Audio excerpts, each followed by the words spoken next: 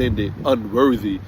I mean, you know, when you just ain't worthy for what he has done. You haven't been worthy of his goodness, haven't been worthy of his grace. And, you know, I remember when I got re-sentenced, when I got my sentence commuted, I served 26 years. I had 4 life sentences. And I served 26 years and 19 days on 4 life sentences. And God miraculously moved the president hand of the United States to commute all 4 of my life sentences. And that's how I was able to come home. But I remember praying literally in tears, not sincerely, and telling God that, you know, because there were some brothers who had less severe charges than me, who had life sentences, or who had been locked down 20 plus years and stuff, and they had been strongly active in the church as well, more active than me. You feel I was active more on a personal level with people, but I wasn't active at this point of my incarceration within the last 10 years in the church like I was in previous years as far as during my incarceration. And I remember being in tears, just feeling so unworthy when I got my sentence commuted. And I remember telling God that it wasn't even fair that you blessed me and didn't bless these brothers who I felt like that was more faithful, and I felt like it was more dedicated, that these brothers are still fighting for their life. And you turned around and blessed me before you blessed them. And these guys were more, like, in my eyes, was more pretty much active with their faith. So for God to extend that type of grace to me sometimes is overwhelming in a good way. It's overwhelming. And I know, you know, sometimes when I look at Moses and when I look at Jeremiah, when I look at the prophet Isaiah, when God called the prophet Isaiah the first thing, he say, look, hey, pretty much, you can't choose me. I'm a man of unclean lips. You know, and in a vision or whatever, God touched his tongue with a hot coal which symbolized the purification of his mouth, his tongue. You feel what I'm saying? So not just a common notion, I guess, when God calls us, and he truly calls us, we have a tendency to feel not up to it. You know what I'm saying? We look at our own shortcomings, and sometimes it be the devil that try to use that to hamper us. Oh, look at you. Look at your flaws. Look what you struggle with. Look what you deal with. Look how far you got to go. You feel what I'm saying? But at the same time, by the grace of God, I look at how far I came. I got so far to go, but yet I got to also encourage myself when I look at how far I came.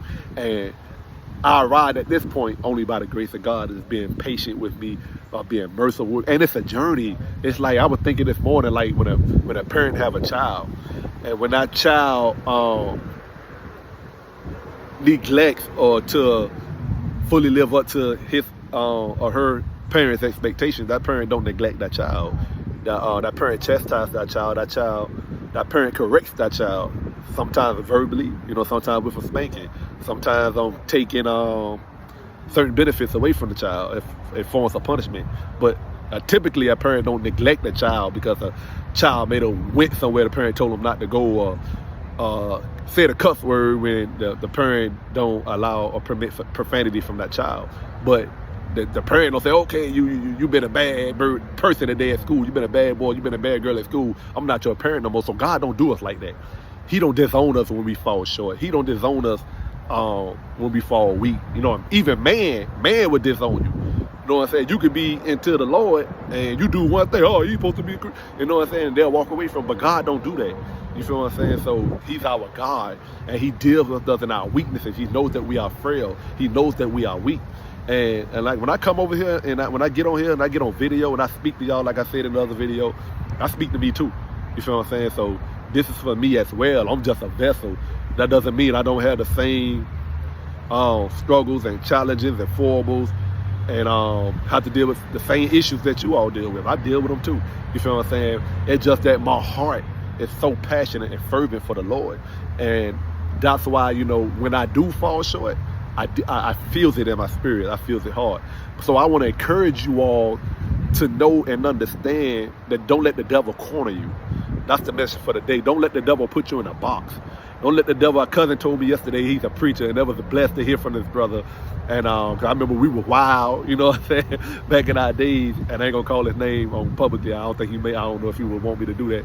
But you know, he remembered me from our wild days. He remembered clearly, and I remember him too from his wild days. And he said we were talking about the Lord. I didn't know that for the last 20 plus years he had been in ministry. He had been preaching. You know, I had been out of touch and stuff, but they hear that and to know that they're like, wow, he been preaching. God brought him from where he was, and he's been preaching that long. So God got a hold to him a long time ago. But he said something like when you into this type of call or ministry or whatever, he say, you know, this ain't for the faint-hearted, man. You'll find yourself on an island. You feel what I'm saying? You'll find yourself on an island, and I begin to muse and reflect on that. And I can understand that because, you know, when God calls you, he calls us into sanctification. And, you know, that can sometimes cause us to feel displaced. It can cause our spirit to feel like it's in a place of solitude sometimes when God begins to deal with us and separate us slowly but surely from certain things. And so for those who hear my voice, somebody needs to hear this. And I've been musing since this morning when I woke up. What to say, God, what you want me to say, what you want me to speak. And I had to ask God to, you know, first deal with me as far as in my mind and my mental and my thoughts. I had to deal with some stuff first, so that's why I'm getting to the video a little late. But be encouraged. Know that Jesus is Lord. He's King of Kings. Know that the Bible is real. I'm going to talk more about the validity and the accuracy of the Bible, how the scriptures has been accurately, fully accurately preserved through the years. The Bible is the most attested manuscripts from ancient times than any other form of writing, any other book. The writers of Aristotle, Homer, writers of Josephus, the writers of Tacitus.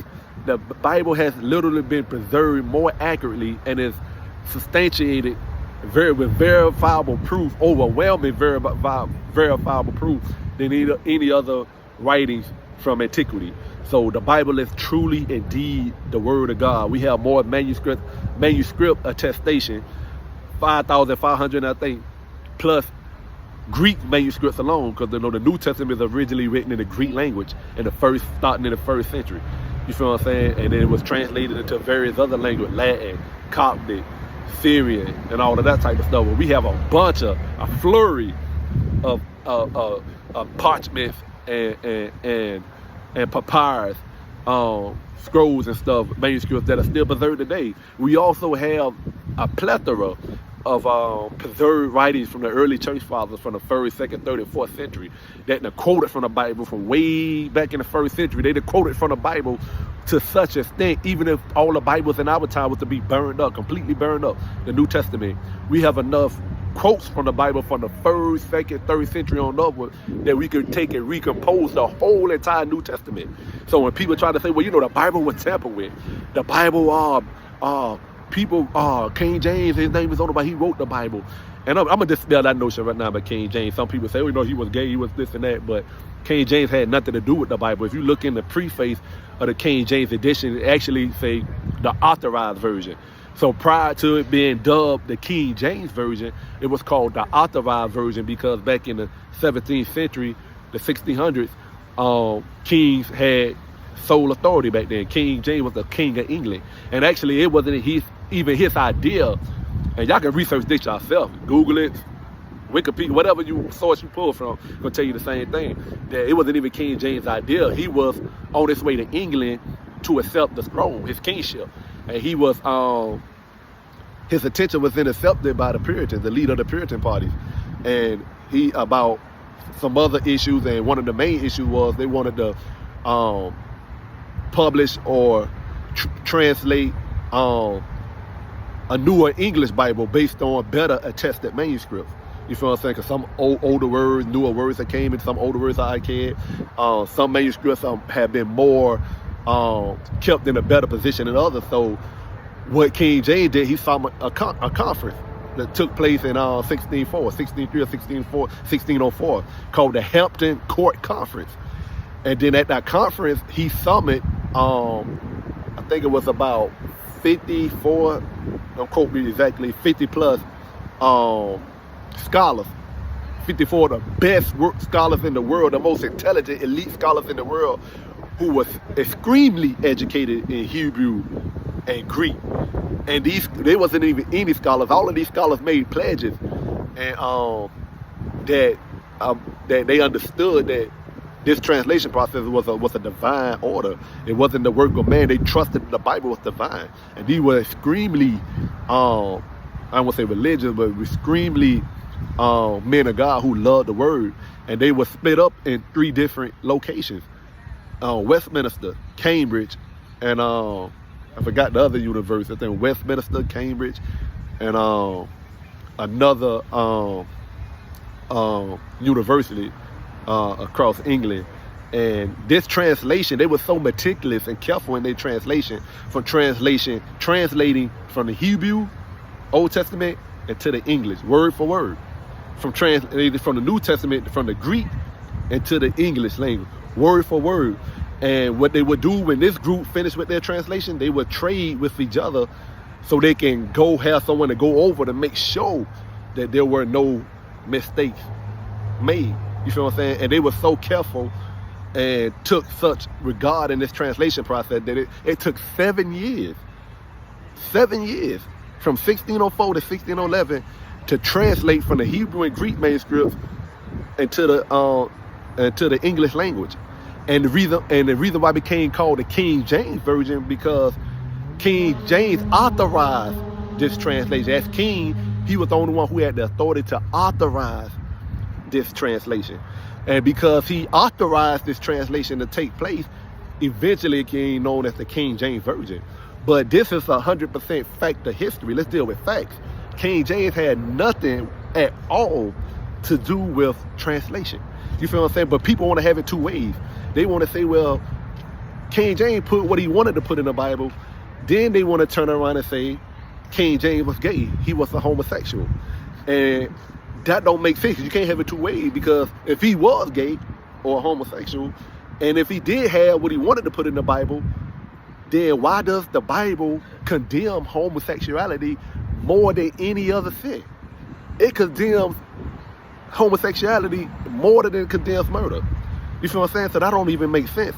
But what happened in that regard, King James was actually a married man with children. Let's say we could debate opinions, but before we get to opinions, let's establish the facts. Then once we establish and clear the facts, we can go to opinions and we can rationalize and debate the opinion. So right now I'm establishing facts. You feel what I'm saying? And I'm not a defender of King James at one. I'm just defending the facts. You know what I'm saying? Like I told you, I'm just gonna keep it all the way live, even about who I am and my struggles. And I'm gonna keep it all the way real. You feel what I'm saying? Because people want realness.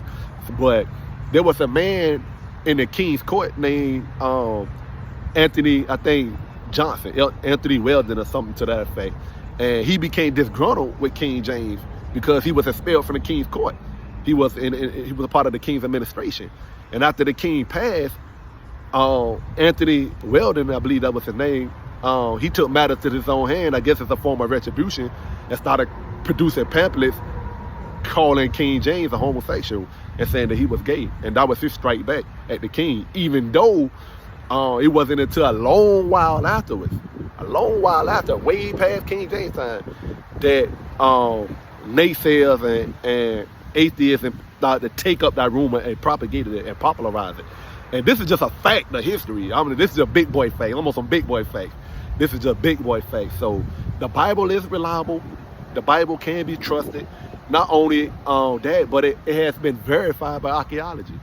Archaeology has substantiated so much about the Bible, and so much has been found that validates the authenticity and accuracy of the Bible, the historical aspects, uncontradictory. You can't refute it. It is a fact of history, because the incidents and the narratives that happen in the Bible, they're so intertwined with history, secular history, you can't separate the two.